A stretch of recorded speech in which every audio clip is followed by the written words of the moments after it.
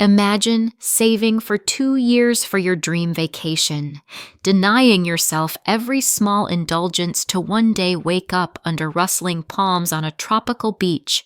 Then you discover your ex stole that money to whisk his new girlfriend to Hawaii. He thinks you're broken, that you'll stay silent, but I'm Lindsay, and I don't back down. This is the story of how I uncovered his betrayal, wove a cunning web of revenge, and turned their paradise getaway into an absolute nightmare. Want to know how I made him regret it and sent his girlfriend running? Stick with me to the end. This revenge is packed with drama, shocking twists, and sweet retribution you won't want to miss. I'm 29 and live in Seattle, Washington, in the heart of the vibrant Capitol Hill neighborhood. My apartment is a cozy sanctuary in this bustling city. Creaky hardwood floors dusted with crumbs from morning toast, shelves overflowing with travel guides and Jane Austen novels, windows letting in soft light that glints off rain-slicked sidewalks. Mornings bring the clang of streetcars and the aroma of fresh coffee from the cafe next door. Evenings hum with bar chatter and laughter from passers-by. I work as a manager at Wanderlust Adventures, a travel agency, turning clients' dreams of far-off lands into reality. My job is my passion. I can spend hours flipping through glossy hotel catalogs, mapping routes through Greek islands, or designing safari tours in Kenya, picturing clients savoring sunsets, or diving into turquoise waters. But my biggest dream was my own adventure. A trip to Hawaii. Maui was my obsession. Wailea's powdery beaches, snorkeling among coral reefs teeming with sea turtles, sunsets over the Pacific painting the sky orange and pink. For 2 years, I saved every spare dime, skipping new shoes, passing on sales, missing concerts by my favorite indie bands, even selling my old leather couch for $500 to boost my fund. Each week, I checked my savings account, and the $12,000 I'd amassed by March 2025 felt like a beacon promising freedom and joy. I pictured standing barefoot on a beach, wind in my hair, feeling every sacrifice was worth it. My ex-boyfriend, Matt, knew this dream better than anyone. We were together 3 years, and I thought he was my forever. Tall, with a lazy smile that always made me blush, and a habit of teasing my color-coded to-do lists in my rainbow notebooks. He seemed dependable. Matt was a freelance graphic designer, creating logos for startups, his life a whirlwind of deadlines and coffee runs. I loved his chaos. We'd sprawl on the couch for hours, planning our Hawaii trip, kayaking along the coast, dining at oceanfront restaurants, dancing to Hawaiian music. I printed a photo of Maui and stuck it on my fridge, and every time Matt grabbed a beer, he'd wink and say, "Soon, Lindsay, we'll be there." I believed him. But 6 months ago, everything shattered. One evening, he came home, tossed his keys on the table, and said, "Lindsay, I need freedom. We're done."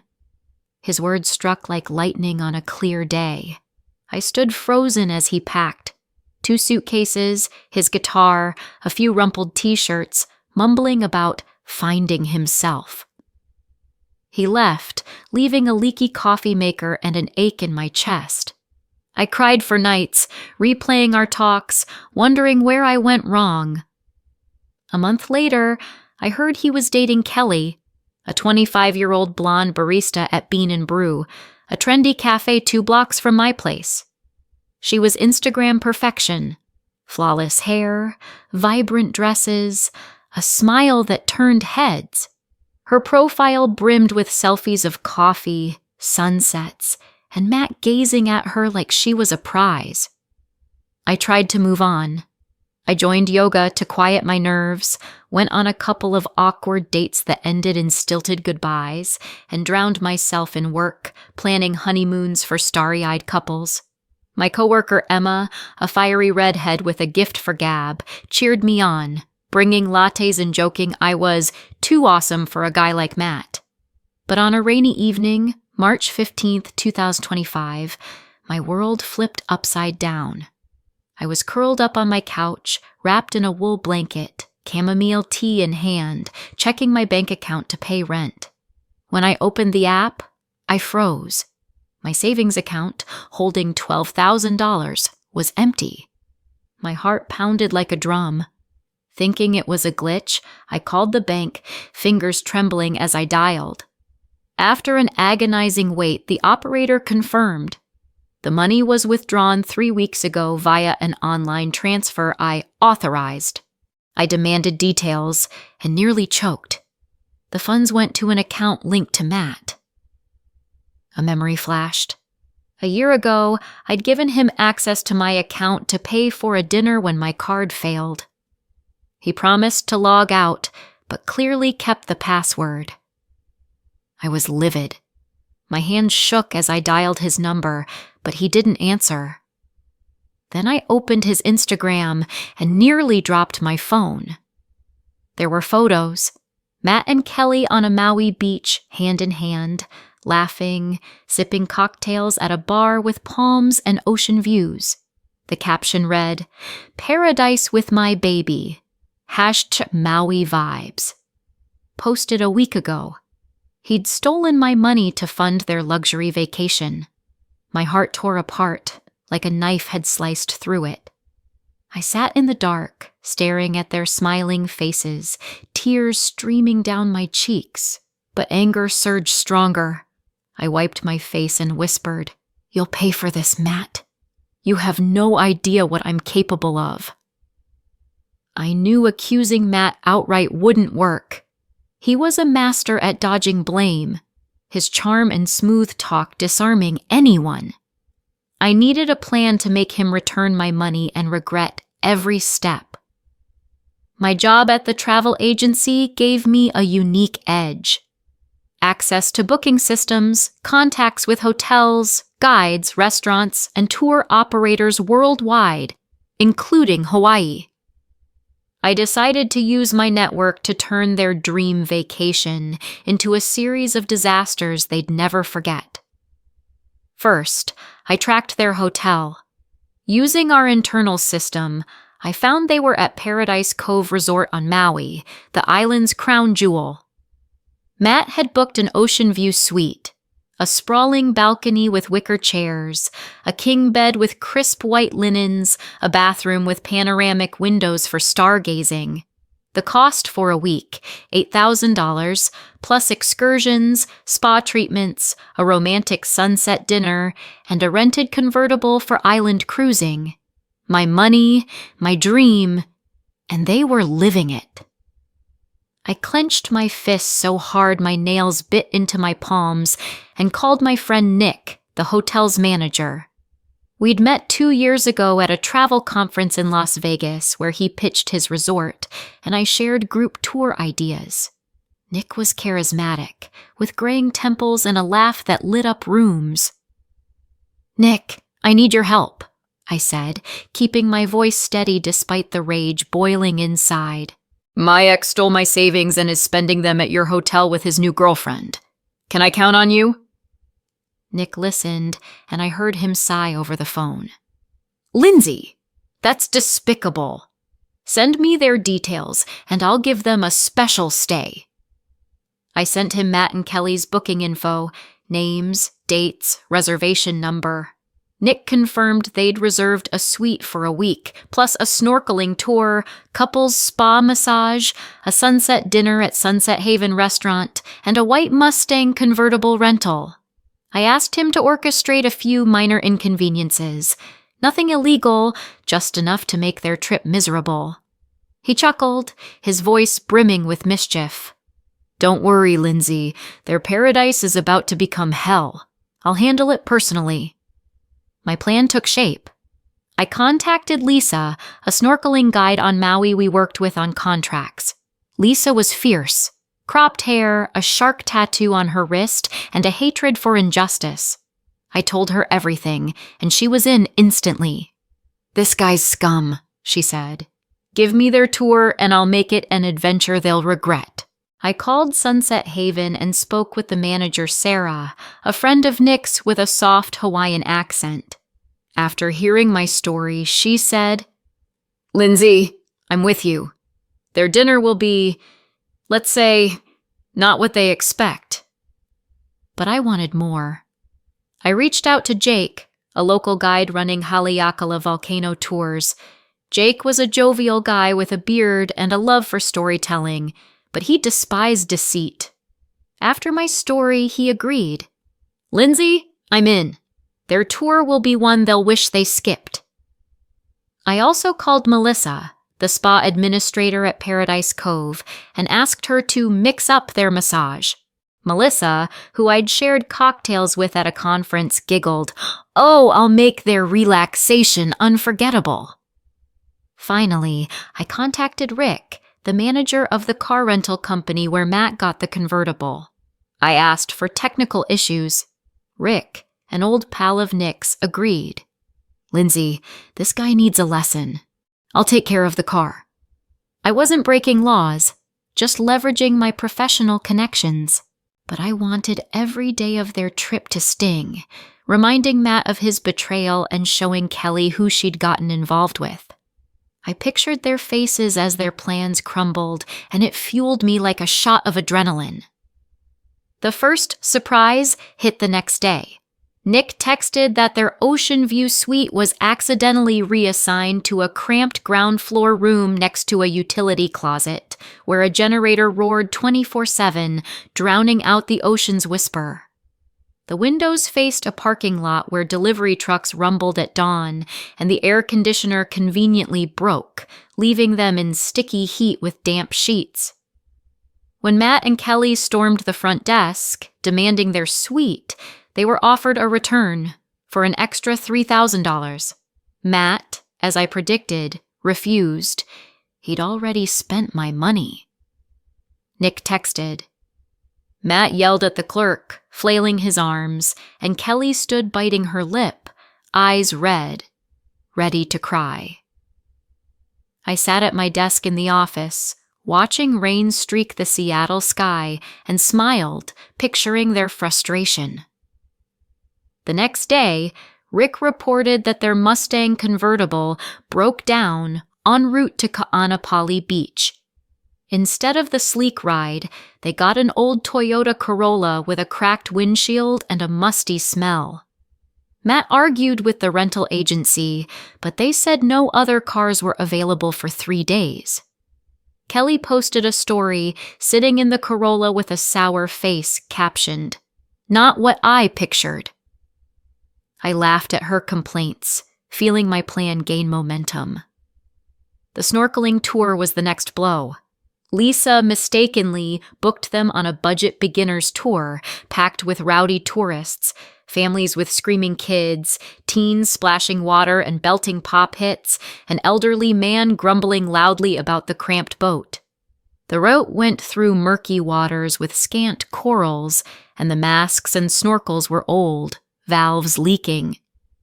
Lisa messaged, "Kelly tried filming a story but gave up when her mask filled with water. She nearly drowned her phone."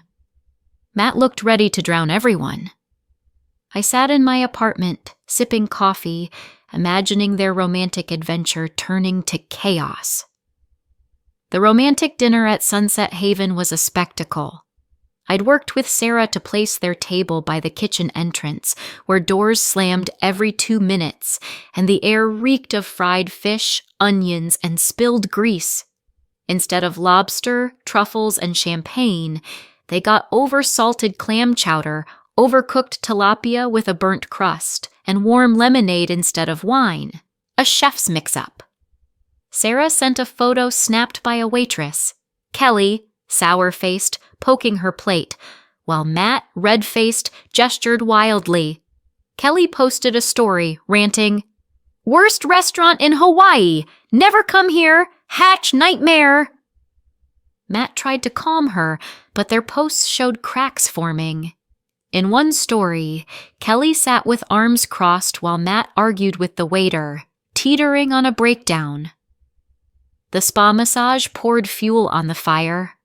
Melissa mixed up their booking, swapping the luxury massage for a budget session in a stuffy, windowless room with an intern who slathered so much oil it dripped onto the floor. Melissa texted, "Kelly came out coated in oil, her hair ruined, nearly crying. Matt complained his back hurt worse, and he smelled like a paint shop." I laughed until tears streamed, picturing Kelly scrubbing oil from her hair and Matt glaring at his reflection. The Haleakala volcano tour drove another nail in their coffin. Jake accidentally delayed their group with a bus breakdown, stranding them for 3 hours in swelter by the roadside, swarmed by mosquitoes. Kelly refused to walk, screaming, "This is the worst day of my life!" Matt tried to soothe her, but she shoved him away, yelling, "You ruined everything, Matt! I hate this place!" Jake messaged, "They argued so loudly, other tourists started filming them." I felt their relationship crumbling, and it was music to my ears. I became obsessed with their social media, checking their posts each morning like a spy hunting weaknesses. By day 3, Kelly posted a story of the ocean, captioned, "Maybe Hawaii isn't for me." Matt shared a sunset photo, but without a caption, his smile strained, like a man clinging to his last thread. I knew my plan was working, but I wasn't done. I called Nick and asked for the final blow. He suggested a technical glitch in the booking system, making it seem their payment didn't process, forcing them to pay the full $8,000 hotel bill. It was risky, but I agreed. On day 5, Nick reported that Matt got a notice about the payment issue. He stormed the lobby shouting at the front desk, "This is fraud! I already paid!" The clerk calmly explained the system showed no payment and demanded an immediate transfer or they'd be evicted within an hour. Kelly, standing nearby, looked exhausted. She stormed to their room, slamming the door so hard the lobby's glass chandeliers trembled. Nick sent security footage. Matt, red-faced, clutching a credit card, while Kelly sat in a lobby corner, glued to her phone, her face cold, like she wanted to disappear. I raised the stakes further. I texted Matt from a burner number. "Return my $12,000, or I report you for theft. I have proof of the transfer and your Hawaii posts." He replied within an hour, his text dripping with panic. "Lindsay, I'm so sorry. I was an idiot. I'll pay you back. Just don't go to the police. Please, let's talk." I didn't respond. I wanted him to feel the ground slipping away, every moment in Hawaii a reminder of his mistake. On day 6, Nick texted that Matt and Kelly had an explosive fight in the hotel lobby. Kelly's voice echoed off the marble floors. "I'm done with your problems, Matt. You promised paradise, and this is hell. I can't take it anymore." She accused him of dragging her into a nightmare and stormed off. Matt tried to stop her, grabbing her arm, pleading, "Kelly, wait, we'll fix this. It's just a misunderstanding." She yanked free, spitting back. "Misunderstanding? You're a liar, Matt. I regret ever coming with you." She packed her bags, called a cab, and flew back to Seattle, blocking his number. Nick sent a photo. Matt alone in the hotel bar, staring into an empty whiskey glass, looking like he'd aged a decade. His blue shirt was wrinkled, hair disheveled, eyes hollow, a man who'd lost everything. I knew it was time for the final strike. I flew to Maui. My company covered the ticket as a partner check. That evening, I walked into the Paradise Cove bar where Matt sat, hunched over the counter. The bar buzzed with life. Couples laughed at tables, glasses clinked, a guitarist strummed "Somewhere Over the Rainbow," and a warm ocean breeze swayed the curtains. But Matt was an outsider in this paradise. When he saw me, his face paled, and he nearly spilled his drink. "Lindsay!" His voice trembled, fingers tightening around the glass. What are you doing here? I sat across from him, locking eyes, my gaze cold and unflinching, like steel. I'm here for my money, Matt, and the truth. You stole $12,000, my savings, my dream, to take your girlfriend to Hawaii. Did you think I'd let it slide? He stammered, his voice pathetic, barely a whisper. Lindsay, I was going to pay you back. I swear, I was in debt. I needed the money. It was a mistake. I didn't mean to hurt you. A mistake? I raised my voice, drawing the bartender's glance as he polished glasses. You stole 2 years of my life, Matt. I skipped dinners, sold my couch, saved every penny, and you spent it on her. How could you? I pulled out my phone, showing him screenshots, the bank transfer, his Instagram posts of him and Kelly grinning on the beach, sipping cocktails, kissing at sunset. I scrolled through photos of their laughter, each one a stab to my heart. You've got 2 choices. Transfer the $12,000 now, or I go to the police. I have everything to prove you stole it. Choose fast. Matt looked broken. His hands shook as he opened his banking app. He tried to speak, but I cut him off. Enough lies, Matt. Transfer. Now. He stared at the screen, fingers hovering, as if hoping I'd relent. I leaned closer, my voice dropping, sharp as a blade. You thought I was weak, Matt? Thought I'd cry and forget? You were wrong. Transfer, or tomorrow you're explaining to the cops. 10 minutes later, I got a notification, $12,000 back in my account. I checked the app to confirm the funds were there. Then I looked at him, disgust washing over me, my anger cooling into icy satisfaction. You're pathetic, Matt, I said, standing. I hope this vacation was worth it. Kelly didn't think so. She left you, didn't she? I walked out without looking back, hearing him mumble something incoherent, like grasping at a lifeline. Nick later told me Matt checked out the next day, paying for the room with his own savings. His face, Nick said, was like a man who'd lost it all and knew he deserved it. Back in Seattle, I learned Kelly dumped Matt for good. She messaged me on Instagram, her words heavy with regret. Lindsay, I had no idea he stole your money. He told me it was his savings. He lied about everything. I'm so sorry. I replied that I didn't blame her and wished her well. She offered to meet for coffee, but I declined politely. I didn't need echoes of the past. Matt tried reaching out, sending long apology texts, begging to meet, swearing he'd change, but I blocked his number and accounts. My money was back, and I felt free, like I'd shed a weight I'd carried for months. A month later, I used my savings to book a Hawaii trip for myself. I stayed in a charming bungalow on Wailea Beach, waking each morning to waves crashing on the shore. I swam with sea turtles, the water washing away every lingering hurt. I sipped cocktails at sunset, watching the sun sink into the ocean, painting the sky gold and crimson. Evenings, I danced to live music at a local bar where Hawaiian guitarists played melodies that made my heart soar.